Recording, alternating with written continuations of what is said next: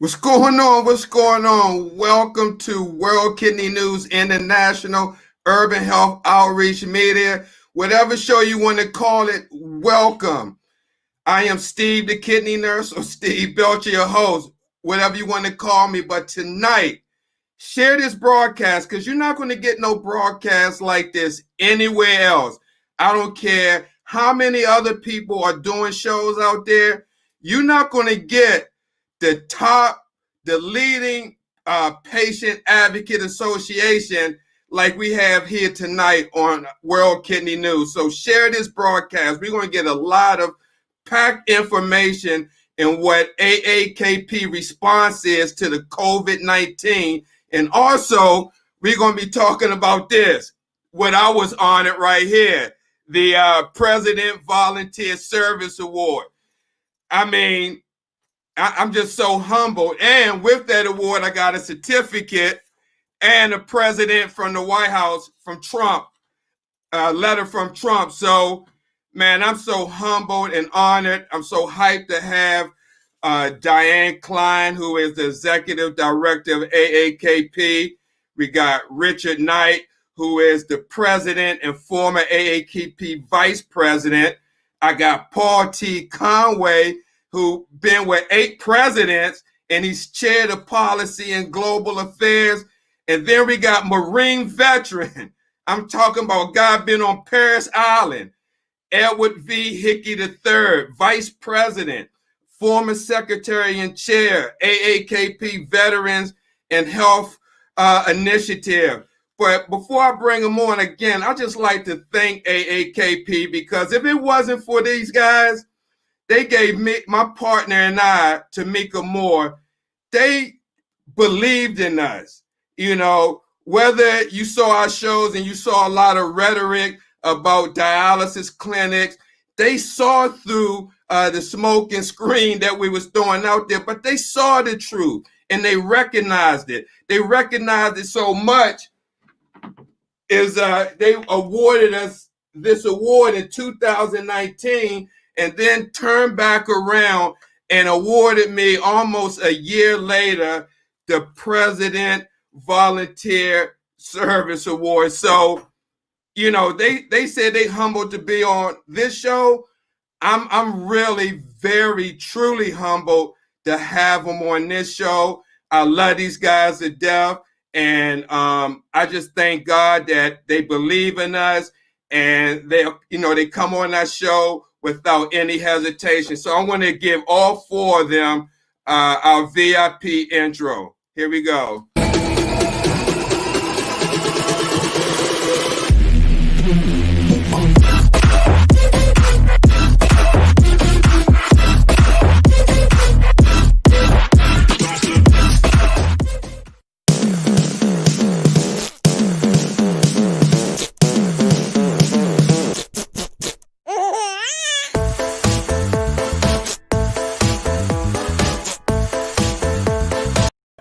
Hey guys, how y'all doing? Hi, Steve. Hey, Diana, Richard, Paul, and Edward. How's everyone tonight? We're doing great. Yeah, we're feeling the love.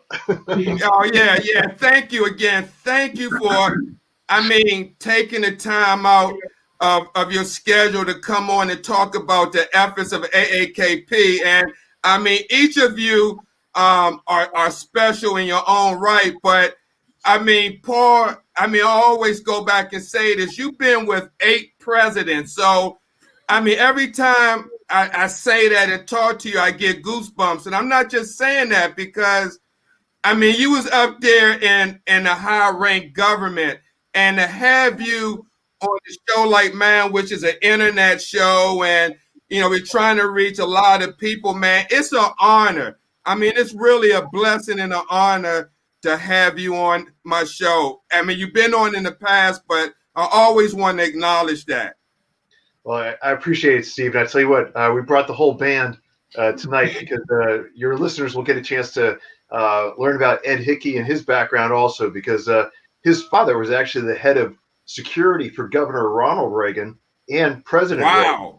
And so when Richard was running around up there on Capitol Hill for a long time, with the Congressional Black Caucus and with Gary Franks at Connecticut as a chief staff person. And so, you got a good blend of talent. And the person who keeps it all sorted out is Diana.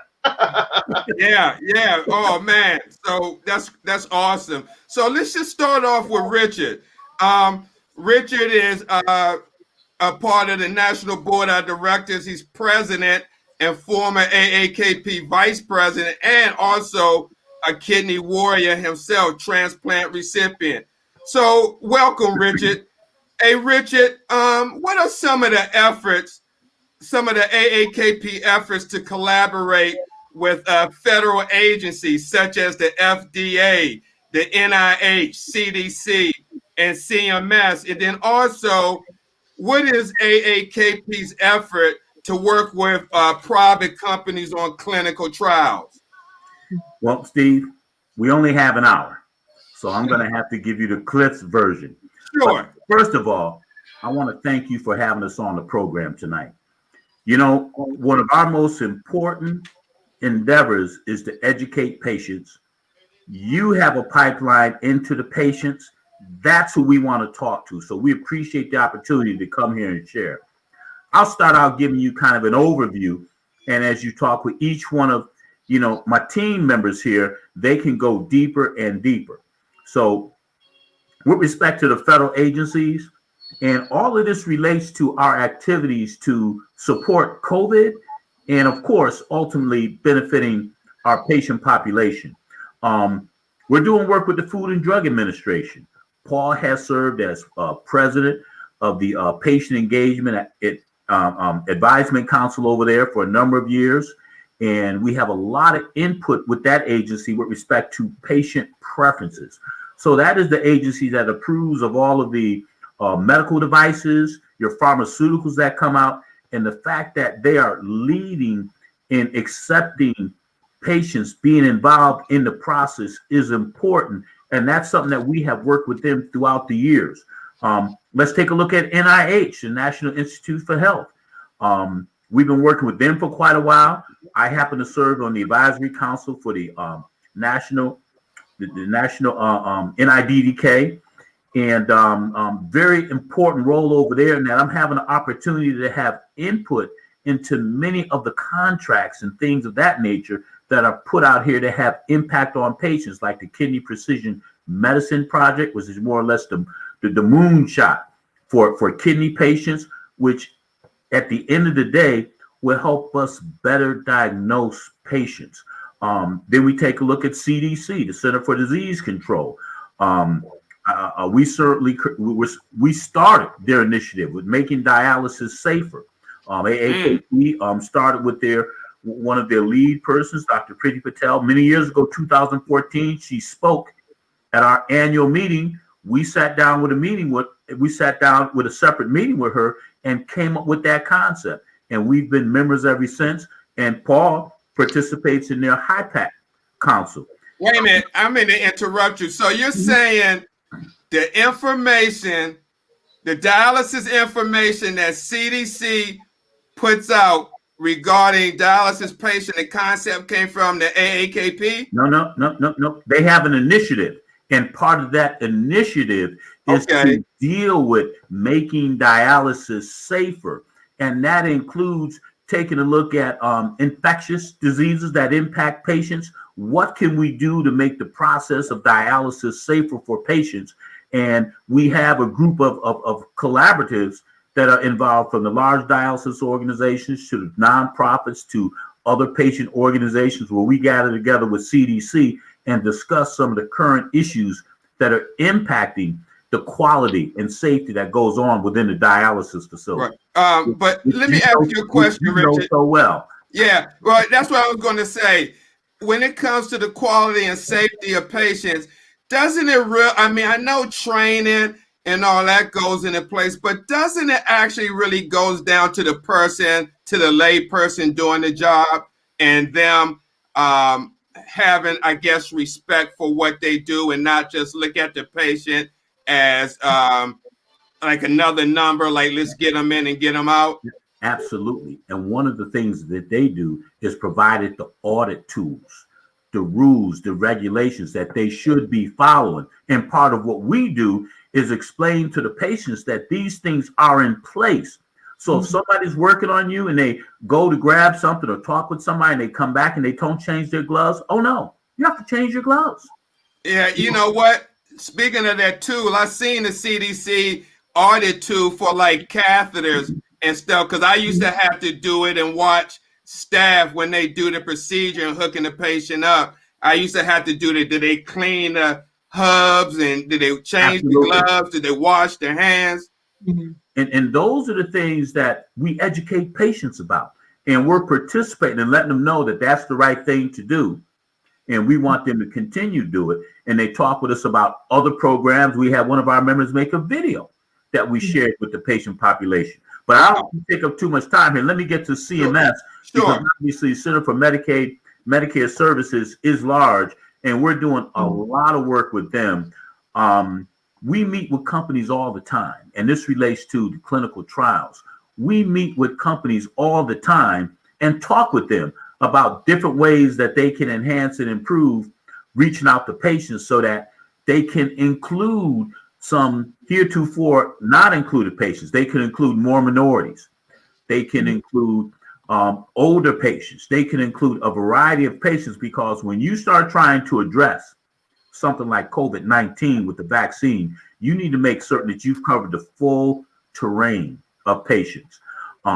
Maybe there's some add-on products that will make the dialysis process more efficient. We work with companies as to how they can collaborate and take advantage of some of the new regs that are put in place that will allow them to do that and get paid outside of the bundle. So I don't want to get too technical there, but we're continuing to push the envelope to make certain that the best opportunities with respect to innovation. You know, sometimes when you have large government agencies, they can stifle innovation. And all of us on this call and the patients out there need to know that patients drive innovation. We don't just sit back. We're talking, we're engaged, we're involved in these different committees. We're doing a lot of speaking, a lot of work behind the scenes. And as I hit one last subject, clinical trials. You know, Steve, you're old enough to remember when companies would say, well, I can't find any minority vendors. And we all know that that wasn't true. Now they say, well, I can't find any minority patients. That's not true either. We work with companies to help them come up with ideas and strategies to increase the number and diversity of patients that they have participating in their clinical trials. And of course, historically, there's been a trust issue between corporations working with in the healthcare side and working certainly with minority African-American patients. But the reality is this: we will take this vaccine, or we will suffer the consequences of not taking it. So we want to make certain that we're involved in the process. We work with these companies, and when the vaccine is ready and available, I know many people are hesitant to take it, but I'll be first in line. Don't be walking. Okay. I'm going to be first in line. Now I'd like to flip it over to Paul, because he's got a lot of information to share with the group tonight. So, absolutely. I was absolutely going to get to it. I'll flip it back to the host, and then he can flip it to Paul. How about that? And so that's what I was going to talk about. Paul, as I mentioned in the beginning, I was a recipient of the Presidential Volunteer Service Award, and I know they have 3 levels. They have gold, which I was proudly presented. And then they have silver and bronze.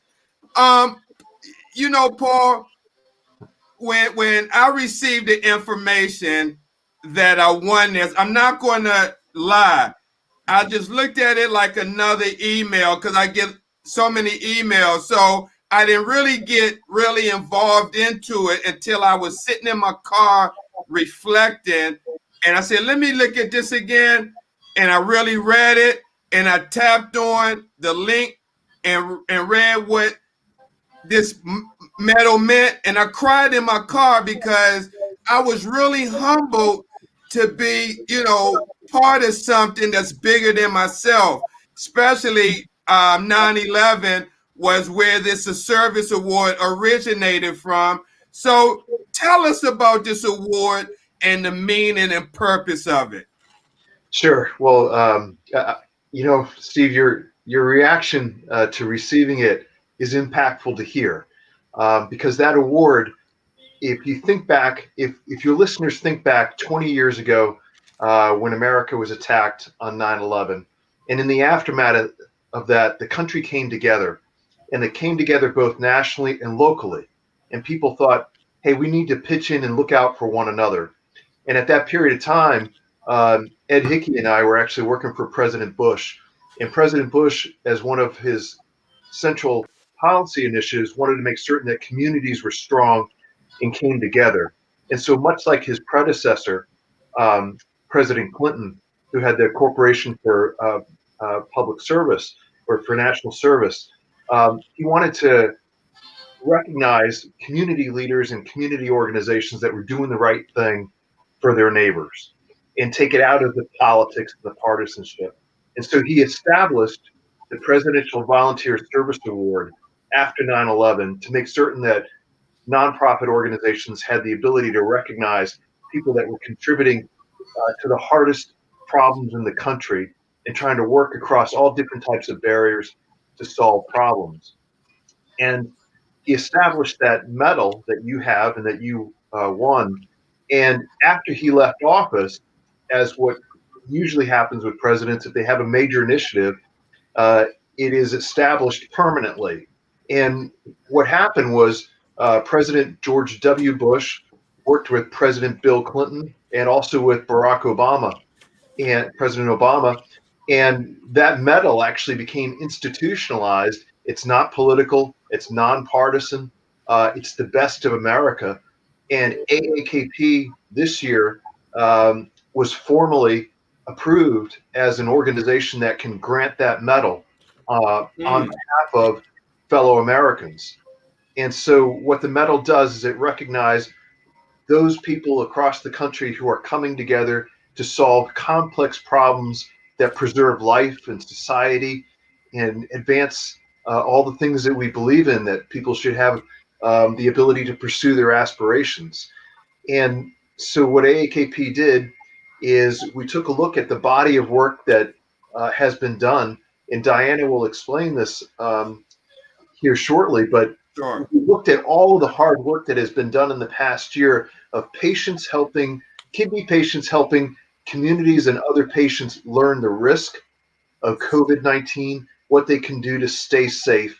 And in this regard, you have the gold medal winners, who are folks that did a substantial amount of volunteer service. You have silver medal winners and bronze medals. But the nice thing is this, that AAKP will be awarding these every single year to folks who are community leaders, ambassadors, board members, those people who take the time to give back to their community and educate like you do. Not everybody has a radio station. You do. You impact a lot of people. And that's obviously Sure. why Thank you. you're getting a gold medal. Thank you. And speaking of that, I just want everybody to know, you said it's bipartisan, and I got this letter from the White House. Yes. And even though I'm not political, I don't go on Democrat or Republican. And even though Trump, name is on it, and I have a lot of people like, oh man, this and that, congratulations. But with Trump, it doesn't matter if it was Biden on there or it was Republican or Democrat. I respect the office of the president of the United States, not the person. I mean, I respect the person, but when it comes to an award such as that, I don't look at the person in the White House, because it's not about them. It's about the initiative and that they acknowledged it. So I really appreciate this award from the AAKP. I truly do. I'm really humbled. So let me ask, if I can make a quick point here. Sure. The point that you just made is critically important for everybody to understand, that because that award there, that award is the combination of all former presidents, really, but it's the office of the president. That's one of the highest awards in America for folks who volunteer to help their community. And it's supported by William Clinton, George W. Bush, Barack Obama, President Trump, and next year when folks are receiving that award, they will have a letter from President Biden. And it says a lot for the country that you have that continuity and America recognizing the best of our talent who actually gives of themselves. Wow. You just gave me goosebumps putting it in perspective like that. Yeah, I mean, really, I'm glad I got this hoodie on. Wow. So, Diane, let's move on to you, Executive President of AAKP. How long you been in that position of serving as, you know, with the largest patient organization in the country? Well, I've had the privilege of being with AAKP since 2005, specifically in the role of executive director for about the last 2.5, 3 years. Mm-hmm. Okay. Now, I know a lot has been going on this past year with AAKP, especially with COVID-19 that just came out of nowhere. In fact, it canceled the annual meeting that I was looking forward to seeing a lot of people that I met the first year that I attended, especially Kertisha Ray Anderson. She was coming out here. But what has been some of the things, activities that AAKP been doing since March 2020 and their response to this COVID crisis? Well, the organization has been quite busy. We made the commitment early on where we're not only continuing with AAKP's normal mission to support kidney patients, but we also accelerated our focus to help individuals understand and contend with COVID-19. So it was our volunteers are really instrumental in everything we do. So our volunteers really accelerated the organization's national and global reach through all of our virtual platforms, our international patient group partnerships, clinical journal editorials, and all social media and regular media platforms. We really hit hard with a lot of education that we were putting out. So at the start of the pandemic, as you said, Steve, AAKP changed all 2020 events to free virtual access. We saw huge growth in these virtual events, which was really fantastic. The engagement was, through the roof with the attendees. So they were all really positive. Throughout all of these events, our global summit, our policy summit, the national patient meeting, we really prioritized COVID-19 topics.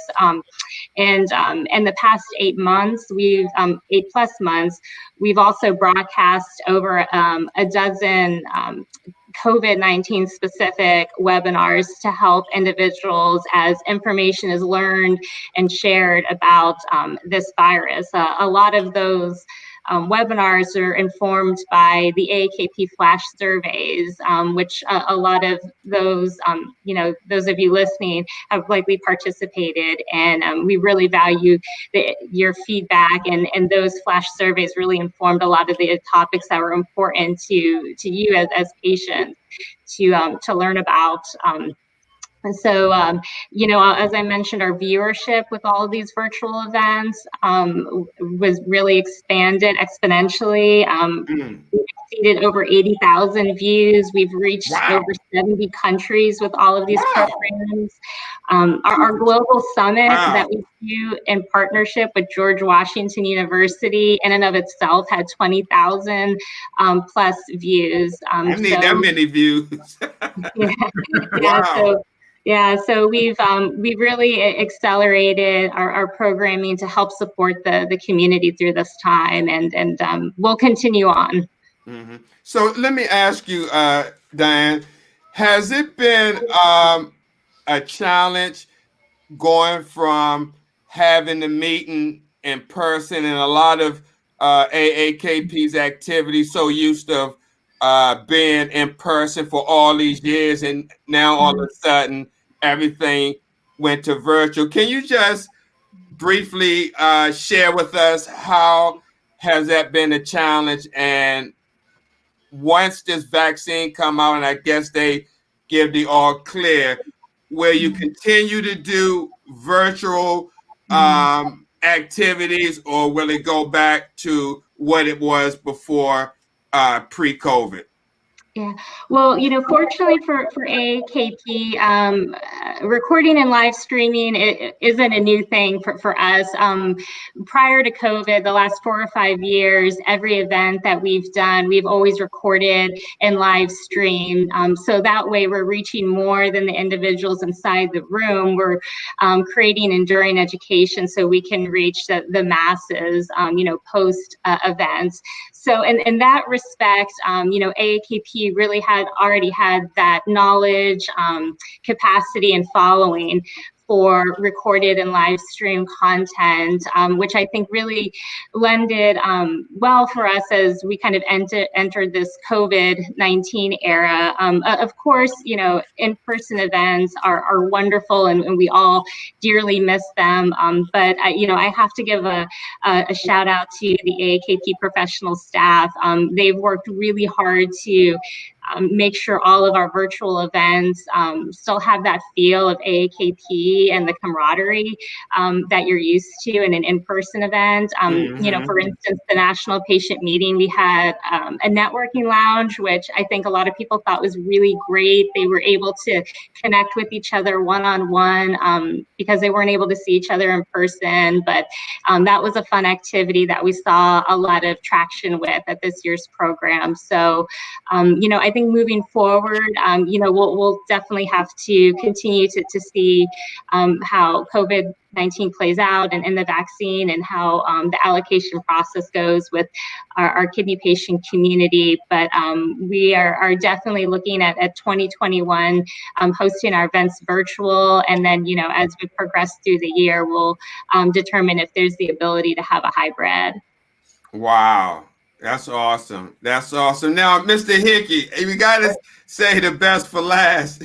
No, but you're vice president, former secretary and chair, AAKP Veterans Health Initiatives. And again, thank you for your service, because you are a veteran, United States Marine Corps veteran. Before we talk about some of the things that AAKP is doing to educate veterans, can you share, has there been an uptick since the Gulf War, or any of these foreign, what's the word I want to use? Foreign operations that we've been involved with, Afghanistan, Iraq? Has there been an uptick of veterans getting kidney disease or lupus or any kind of illness that attacks the kidneys as a result of being overseas? Have there been an uptick in veterans with kidney disease as a result of foreign service?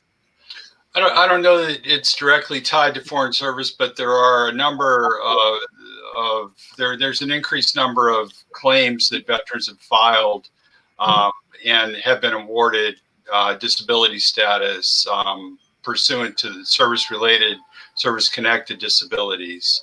I don't know that there's a specific tie to their activities overseas, but there have been an increased number of people who have served, and as a result of that, and a result of some of the operations that they participated in, the numbers themselves have increased, and the VA's focus on kidney care has proportionally increased, so that there are more doctors dedicated within the VA to addressing kidney issues with veterans. And as the veteran community ages as well, and the increase in kidney issues with them, the attendant kidney issues increases, the VA has sought increased funding and ways to treat the aging veteran population. Right. And speaking of that, I wanted to ask you, so what is AAKP doing to educate veterans and their families on COVID and other issues?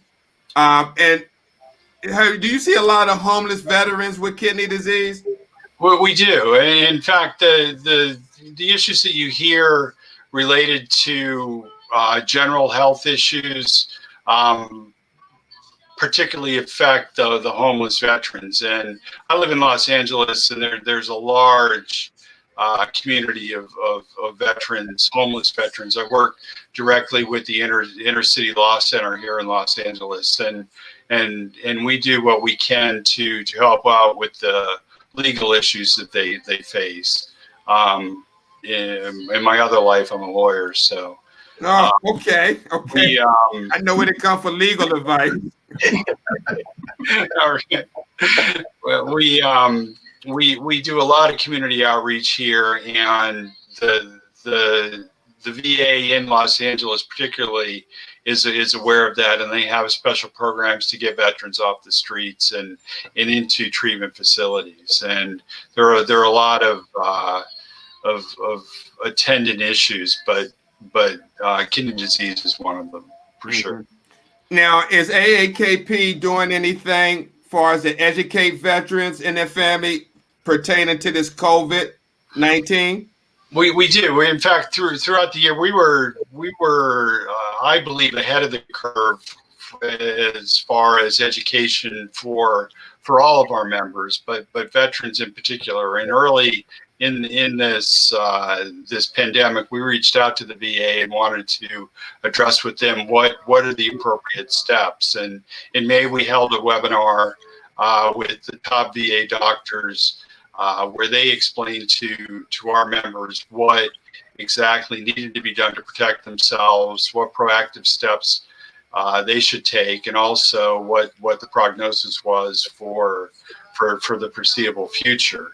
And then subsequent to that, we had the annual meeting where we had a panel with VA doctors participating, and then also the global summit. We had kidney doctors who work with the VA addressing the issues. All of the information is available on our website in our Center for Patient Engagement and Advocacy. If people link there and go into the Veterans Health Initiative, they'll find links to all of that information, all of the panels. And the doctors are amazing. The kidney treatment in the United States finds its roots in the VA system. They were the first to help develop dialysis. They were very progressive in their treatment of the disease, and their doctors are very dedicated to seeing that veterans get the care, but also that everyone with kidney disease receives the appropriate care. And they dedicate dollars to research. We have members on our medical board who are VA doctors as well.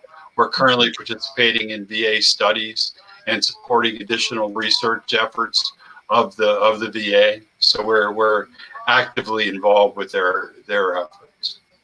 All right, just a little history question that was just going through my mind as you were talking. Well, Paul goes back to George Washington in terms of.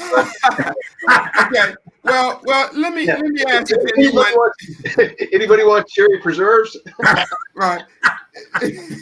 Now, if anyone knows, now we know at one time there was something called deemed the God Committee, where there was a commission that said who went on dialysis and who didn't before they passed the Medicare Act.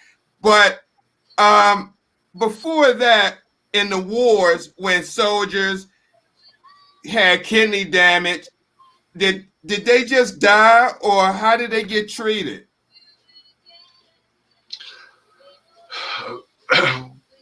So they came in, if they came into the VA facilities and they were diagnosed, to the extent that the dialysis existed, that's how they were treated. Or if the ability to transplant existed, then they'd be put on the list for transplants. And you raised an interesting issue too, where now there have been modifications to the transplant procedures, and people who are in the VA system can go to local facilities for transplants instead of having to travel hundreds of miles to the nearest facility for treatment. One of the changes that was implemented in the current administration was the ability of veterans to receive their care at their local facility. So if you were in San Antonio and the University of Texas San Antonio Medical Center was right across the street, you didn't have to drive up to Austin to get treatment, or the local VA facility there. You could get your treatment right down the road.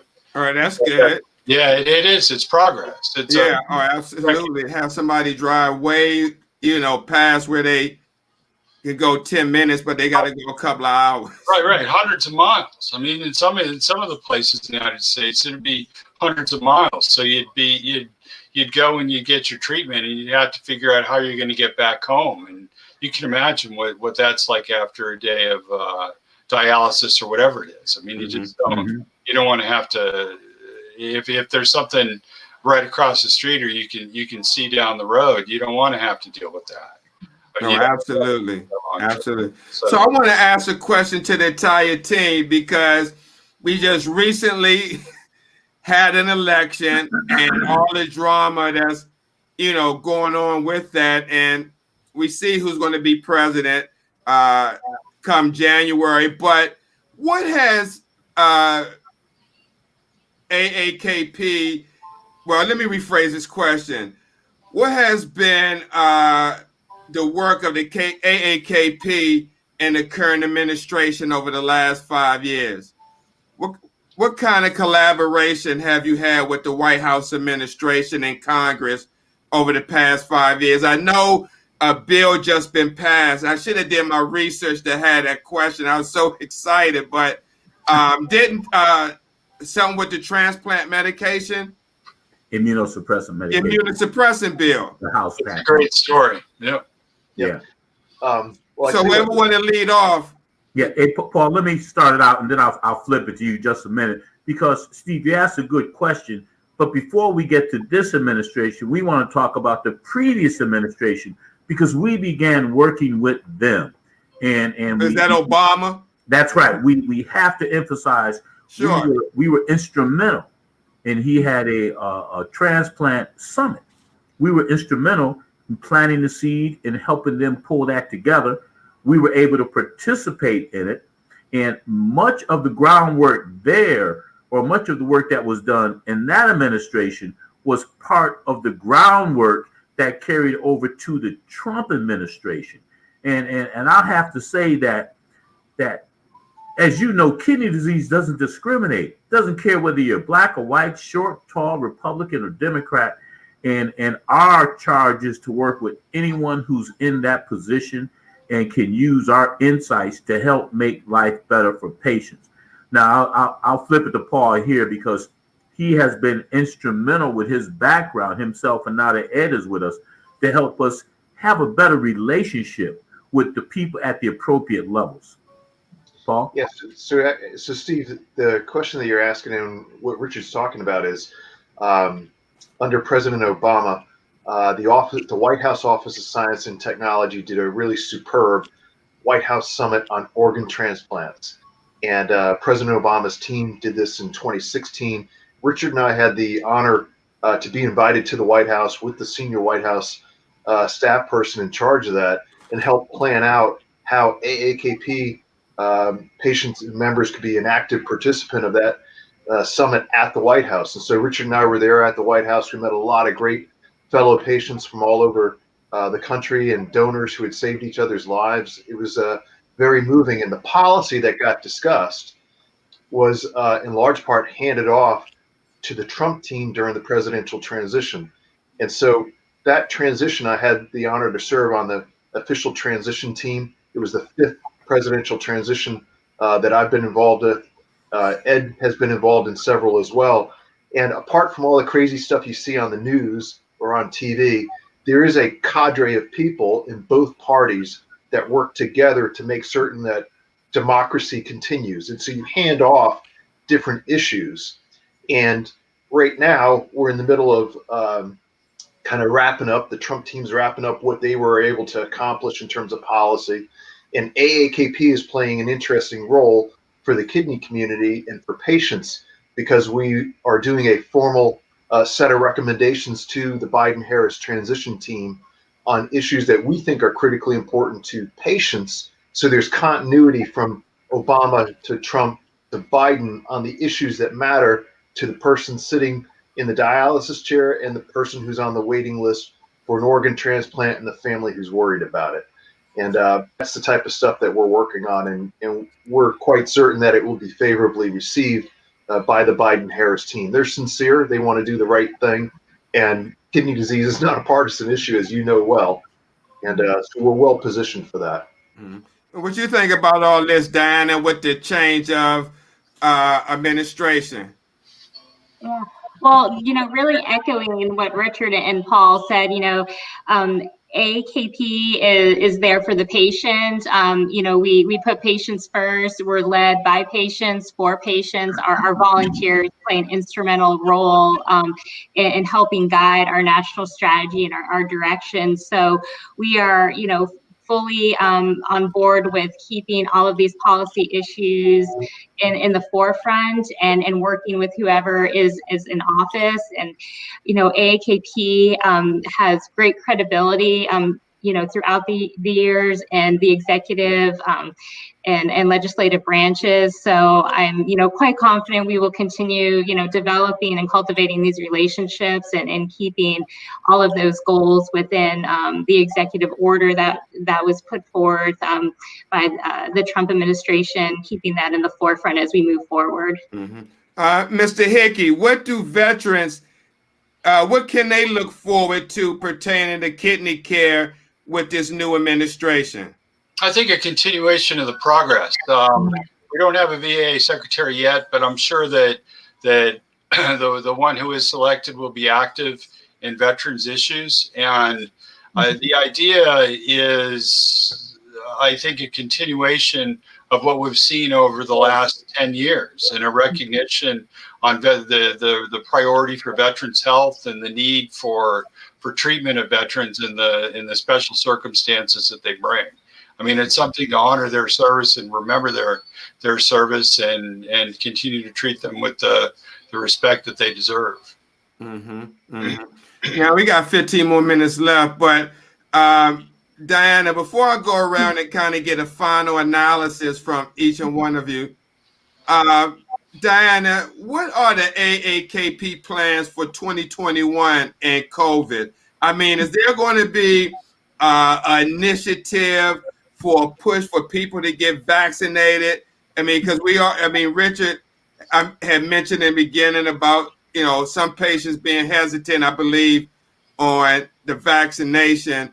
But, with so little known about that, are there any initiatives to push the vaccination for patients, and what other plans that AAKP may implement for 2021?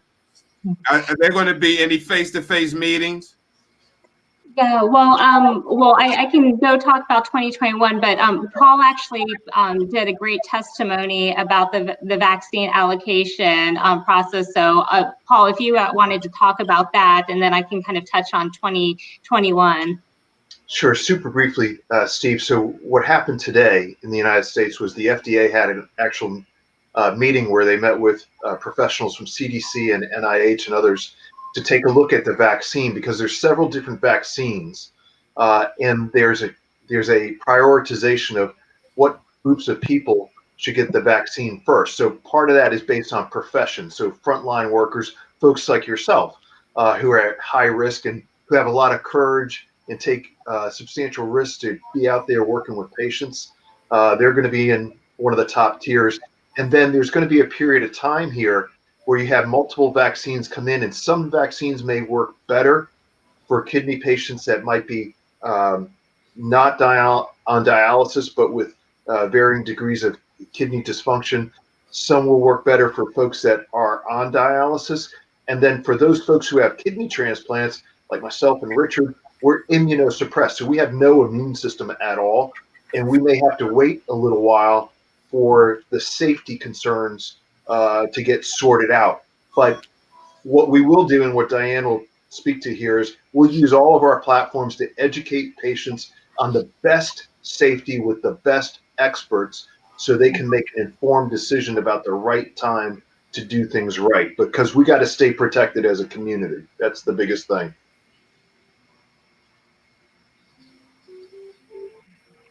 I'm sorry, absolutely.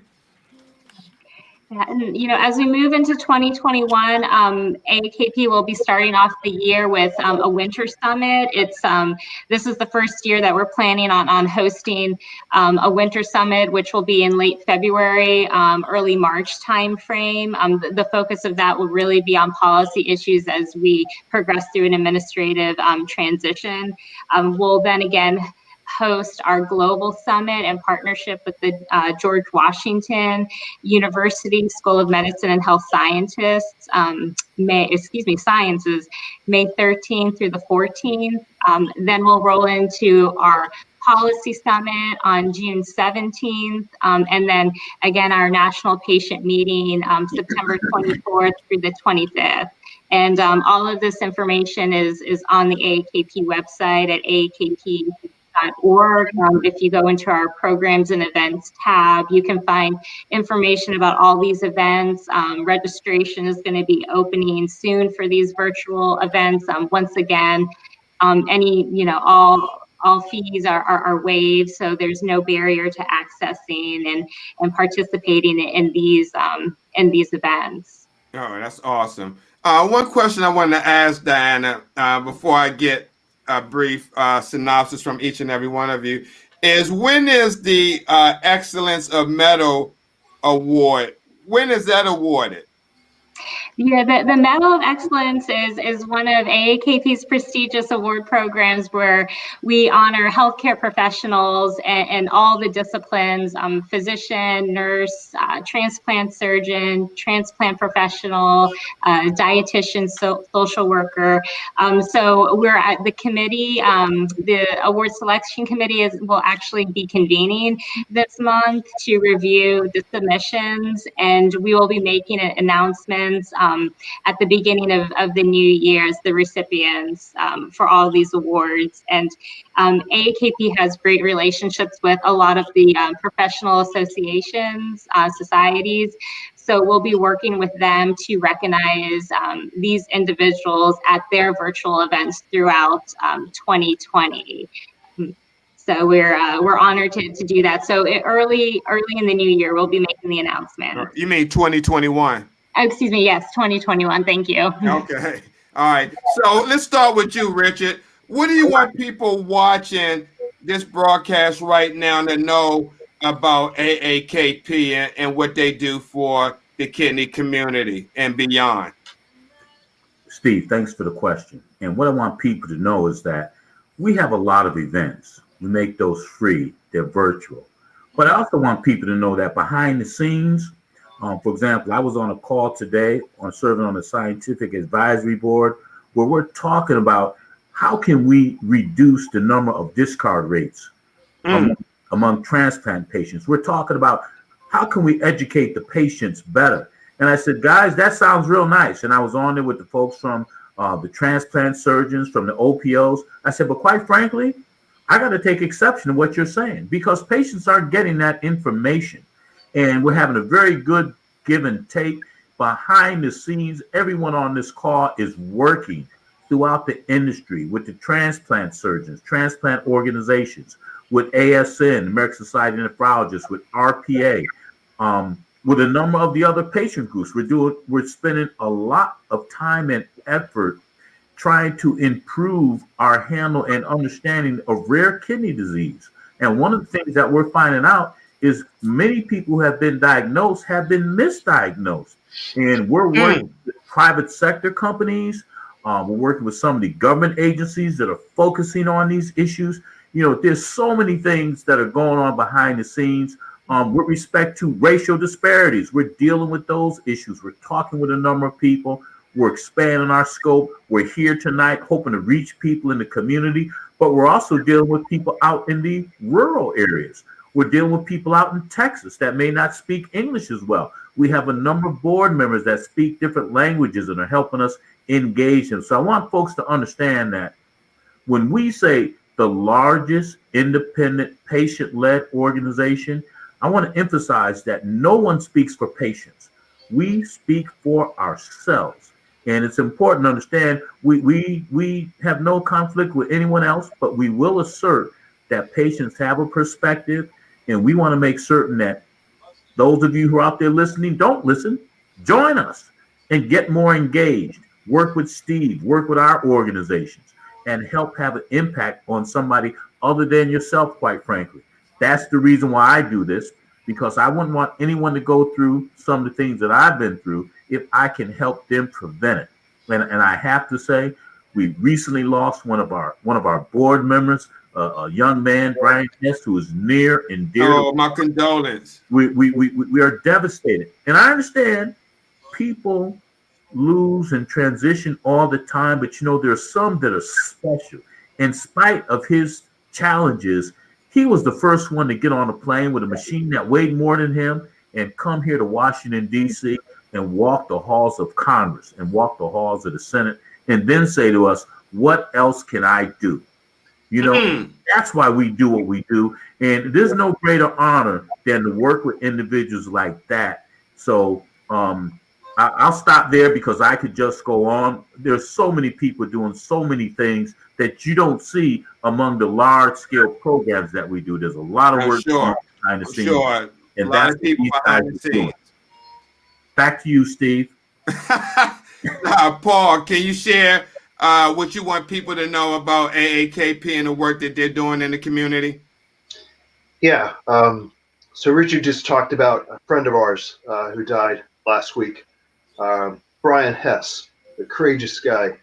And like a lot of us, he had kidney disease. And, when Brian would go to bed at night, he was the kind of guy that would wake up the next morning and say, what else can I do to help somebody else? And we watched him for a good 10 years help us out. And so there's a saying that goes back many hundreds of years, and it goes like this.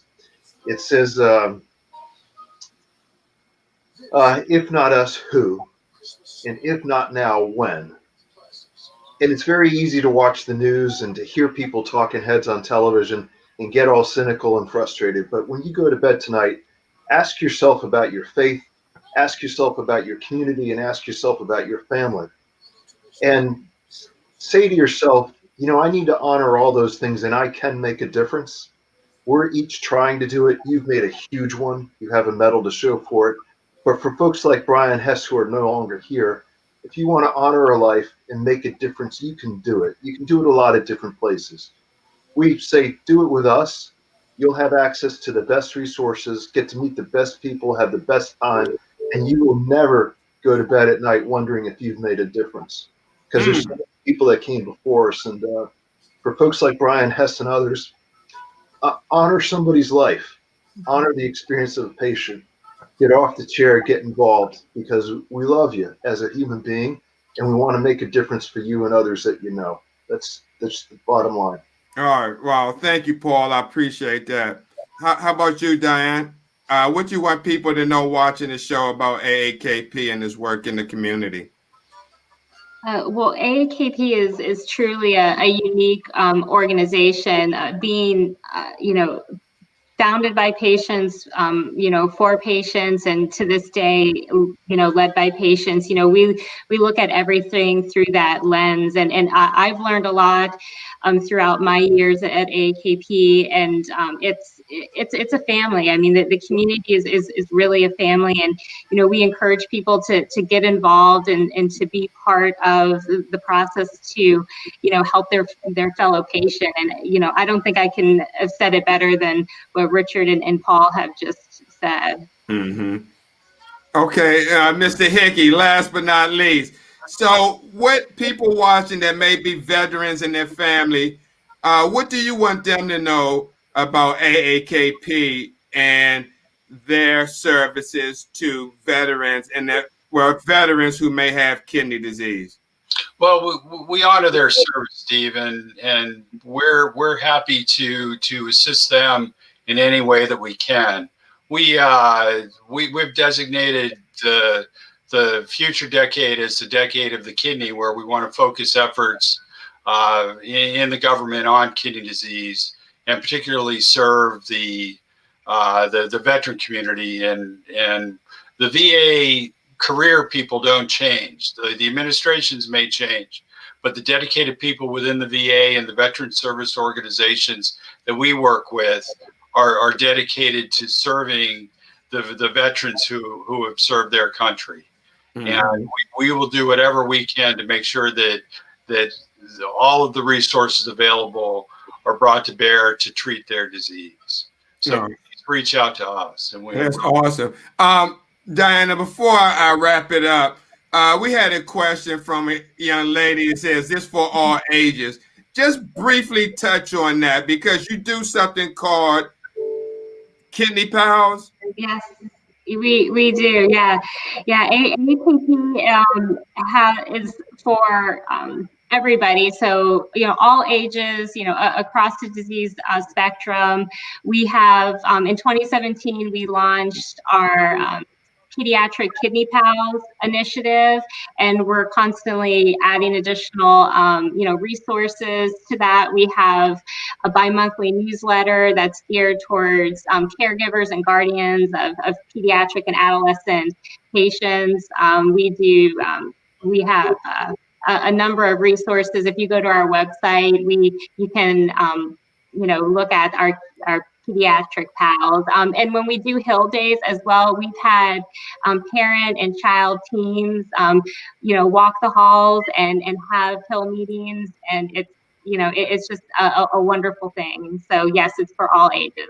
Yeah, this organization is packed with information. In fact, I think I may have mentioned this in the beginning when I first started. I downloaded a book that y'all had to start a support group. Support group, yeah. Yeah, I use that. I'm not going to lie. I mean, the only down part, the challenge, is I couldn't get people to come out to the support group. That's always a challenge in trying to get people to attend. But great information. I mean, bar none. We encourage virtual ones now, Steve. Virtual support groups work very well. Yeah, you have one that works with you, Sharon Rouse. Mm-hmm. Sharon Rouse, that's correct. Right. We have a meeting on Sunday. Number of our members have them, and it's great to get out there and just talk with people, get engaged, get in conversation. Just good to share. Oh, absolutely. So, guys, wow, I'm really, again, thank you for coming on World Kidney News International. In fact, I just wanted to say, while I'm really so appreciative and always talking about this, a lot of people don't know I started in dialysis in 1985. So, when I was a tech, I used to see your magazines in the dialysis clinics. And I'm not saying I used to flip through it and just see the information, and here we are 30-something years later, and interviewing the executive branch of this large organization. So it really hits home for me. I mean, a lot of people cannot imagine my journey in dialysis, and always seeing AAKP and having this one perception of the organization and not knowing the people, but having this perception, and then finally years later, being, this award and just everything. So it's a humbling experience. And again, I thank each and every one of you in that organization from the bottom of my heart. I really do. Well, thank you, Steve. So thank you guys for being on, and I'll definitely talk to you later. Thanks, Steve. God bless you. All right, have a good night. God bless everyone. Take care. All right. So, guys, this was an awesome show. I mean, It almost moved me to tears because a lot of people don't understand my journey with dialysis and working in this field with many patients, seeing many patients expire.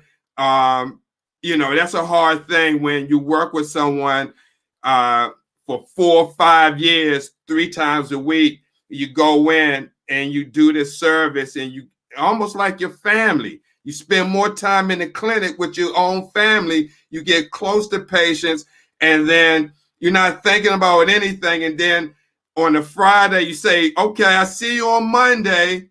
Monday come, you're looking at your clock, the shift started, everybody filed in, and you walk in, hey, Miss So-and-so show up.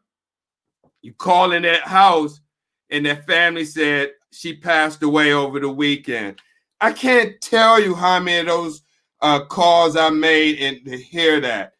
So I'm just real appreciative to the AAKP and what they do and their recognition because it's been a long journey for me. And to be in 1985 to start and to see that magazine and flip through it all through the years, I'll see that magazine at different dialysis clinics and in the hospital. They have multiple articles, very simple to read. They highlight patients' journeys, recipes. I mean, just all across the board, a great magazine to pick up.